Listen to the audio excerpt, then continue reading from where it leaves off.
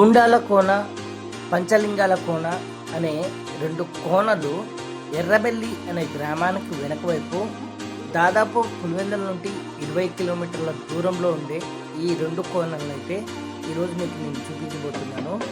ఇవి దాదాపు కొండ గుహలకి మధ్యలో అయితే ఉంటాయి. చుట్టూ అందమైన పల్లె పొలాలు, ఆ పల్లె పొలాల్లో వెళ్తున్నప్పుడు ఉంటుంది. అక్కడ బోర్డు చూసారా, గుండాల కోన లెఫ్ట్ ఉంటుంది, పంచలింగాల కోన రైట్ ఉంటుంది. ఇది దాదాపు ఒక 5 కిలోమీటర్ల వేరియేషన్ ఉంటుంది రెండు కూడా గుడులు అయితే.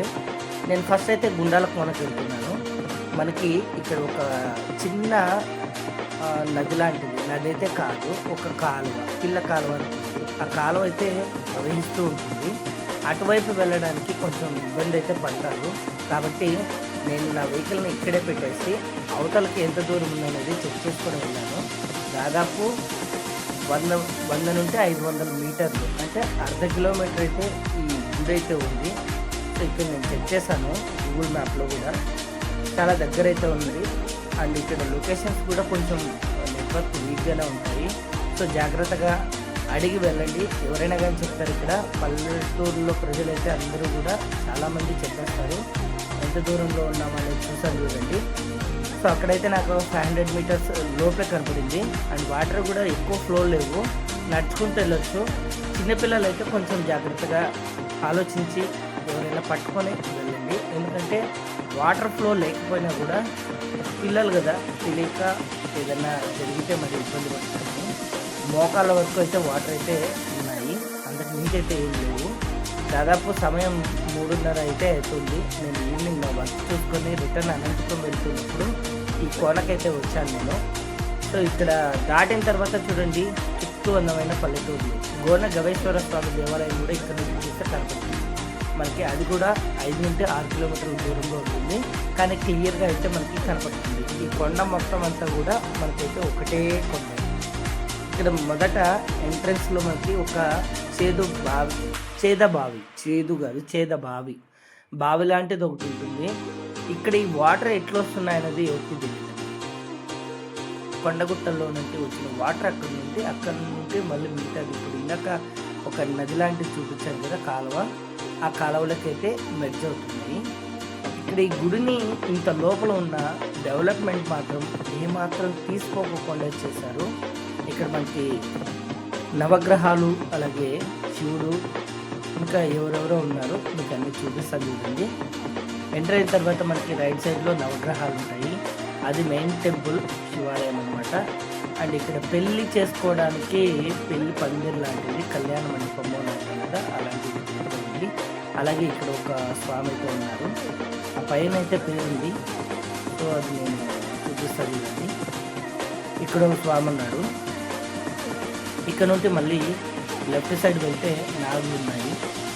నాగుల దగ్గర నుండి పక్కనకి గుడి లోపలికైతే నేను వెళ్ళలేకపోయాను, ఎందుకంటే నేను వచ్చిన సమయంలో లాక్ చేసి అయితే ఉంది. పక్కనే స్వామి అయితే ఉంటాడు, మనం అడిగితే ఆ స్వామి అయితే ఓపెన్ చేస్తారు.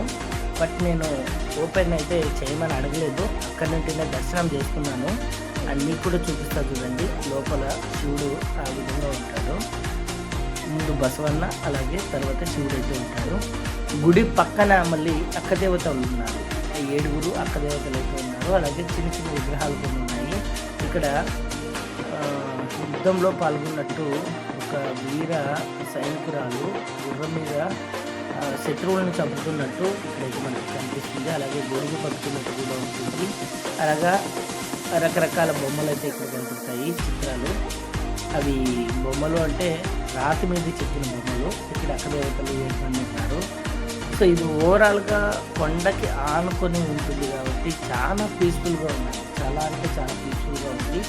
బ్యాక్ సైడ్ నుంచి మళ్ళీ ఇటువైపు వస్తే మనకి ఇట్లా కనబడుతుంది. సో ఈ కార్తీక మాసంలో ఇక్కడైతే ఎక్కువ మంది ఈ చుట్టుపక్కల గ్రామాలు మొత్తం అందరూ కూడా వస్తారంట. ఇక్కడ 3 కోనలు చెప్పాను కదా, గోడ గవేశ్వర స్వామి, పంచలింగాల స్వామి, అలాగే ఈ గుండాల కోన. ఈ 3 కూడా శివయ్యకి చాలా మంది ఇక్కడ భక్తులు అయితే ఉన్నారంట. అండ్ మన చిన్నప్పుడు మనం సేదబావి చూసినాం. సేదబావిలో వాటర్ ఏ విధంగా ఉంటాయో చూడండి ఒకసారి, ఎంత క్లీన్గా ఉన్నాయో చూడండి. ఎంత క్లీన్ ఉన్నాయో అంతే టేస్ట్ సూపర్ ఉన్నాయి. నేనైతే తాగి చూసాను, ఇక్కడైతే తాగలేదు. కానీ అక్కడ ఇదే వాటరే మళ్ళీ ముందుకు వస్తాయి కదా, అక్కడ నేను తాగి చూసాను. ఇప్పుడు వస్తున్నాయి. ఓవర్ఫ్లో అయిన వాటర్ అన్నీ ఇలా దారిలో వెళ్ళి ఆ ముందరైతే కలుస్తాయి. ఇది సపరేట్గా ఊట బావి లాంటిది. ఇక్కడ నీరైతే ఊరి ఇవి కూడా బయటకైతే వస్తాయి. ఈ వాటిని ఇక్కడ కాలువ కనపడుతుంది కదా, ఈ కాలువలో అయితే పోయి కిందకి ఆ ముందు నేను నడుచుకుంటూ వచ్చాను కదా, ఆ కాలువలోకి అయితే నడుచుకుంటుంది. నేను ఎలాగున్నాయి టేస్ట్ చూద్దామని అయితే దిగి తాగి చూసాను. ఎక్సలెంట్ అండి, ఇంత బాగున్నాయంటే మనం ఇప్పుడు ప్యూరిఫైర్ చేసుకున్నా కూడా ఆ టేస్ట్ రాదు, ఎప్పటికీ రాదు. అలాంటి వాటర్ని అయితే ఇక్కడైతే నేను ఎక్స్పీరియన్స్ చేశాను. మీరు కూడా చిన్నప్పుడు ఎవరైనా కానీ ఇలాగా వాటర్ని తాగే ఉంటారు. మీరు పల్లెటూరులో పుట్టింటే మీకు ఇది ఐడియానే ఉంటుంది. నాకు తెలియకపోతే ముందర వారిని సహాయం తీసుకొని పంచలింగాల కోనకైతే వెళ్ళడం జరిగింది. ఇక్కడ కూడా స్వయంభుగా శివుడు వెలిసిన ప్రాంతం అని అయితే చెప్తున్నారు. పార్కింగ్ చేసుకోవడానికి ప్లేస్ అయితే చాలా పెట్టారు. ఇక్కడ బసవన్నులు కూడా ఉన్నారు. అదే ఆవులు ఉన్నాయి, ఎద్దులు ఉన్నాయి. ఇక్కడే కట్టేశారు. సో ఇక్కడ ఎంత మంచివారంటే 3 చోట్లకు వెళ్తే 3 చోట్ల ఫస్ట్ తిన్నారా అని అడిగారు. ఇప్పుడు ఎవరండి అడిగేది తిన్నారా అని. ఇక్కడ కూడా ఒక బావి లాంటిది ఉంటుంది. సో వాటర్ ఎంత క్లీన్గా ఉన్నాయో ఒకసారి అబ్జర్వ్ చేసి, ఇట్లాంటి వాటర్లో మనం ఎక్కడ ఎదిగితే పట్టడాలు కలుగుతాయి, అస్సలు కదా. ఈ వాటర్ ఎక్కడి నుండి వస్తున్నాయి అనుకుంటే ఎక్కడి నుంచి రావాలి. ఈ కొండల లోపల నుండి నీళ్ళు వస్తుంది. ఇక్కడ చేతులు కాళ్ళు కడుక్కొని మేమైతే దర్శనానికి వెళ్ళాము. దర్శనం వెళ్ళే ముందు ఎలా ఉంది గుడి అనేది కూడా మీకు ఒకసారి చూపిస్తున్నాను. అది శివుడు స్వయంభుగా వెలిసిన ఈ ప్రాంతాన్ని పంచలింగాల కోన అంటారు. అంటే లింగాలు 5 ఇక్కడ ఉన్నాయి, అందువల్ల పంచలింగాల కోన అని వచ్చిందని పేరు చెప్తున్నారు. ఇక్కడ గోమాతలని అలాగే ఎద్దుల్ని చూస్తుంటే నాకైతే చాలా ఆనందం వేసింది. ఇంత చిన్న ప్రాంతంలో ఈ విధంగా వాళ్ళు బ్రతుకుతున్నారు అంటే చాలా బాగా ఆనందం వేసింది.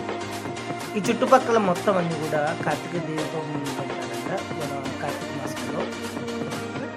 ఈ గుహను ఒకసారి పరిశీలించాలి. ఇది ఎన్నేళ్ళ గుహ అనేది ఎవరికి తెలియదంట. నేనైతే లోపలికి వెళ్ళి మీకు క్లియర్గా చూపిస్తాను. ఇక్కడ శివుడు ఉంటారు, అలాగే ఆరాధన చేసుకుంటారు, మనకి దీపారాధన. అండ్ లోపలికి వెళ్తే మనకి ఇక్కడ లోపల చూడండి ఎంత లోపల ఉంది. దాదాపు ఒక 200 మీటర్ల పైనే ఉంది. ఇంత లోపలికి గుహ ఉంది. గుహ లోపలగా స్వయంభూగా వెలిసామంటే అంతా ఆ ఈశ్వరునికే తెలియాలి. ఇక్కడ చాలామంది భక్తులు వచ్చే వాళ్ళందరూ కూడా వాటర్ డ్రాప్స్ లాగా పడుతూ ఉంటాయి. శివయ్యకి కూడా అభిషేకం జరుగుతూ ఉంటాయి. సో ఇక్కడ శివయ్య మెయిన్ ఆ గోడ కట్టారు కదా ఓమన్ రాశారు, దానిపై వెనుక వైపు కూడా ఇంకా అయితే గుహ ఉంది, కానీ ఎవరు వెళ్ళలేదు.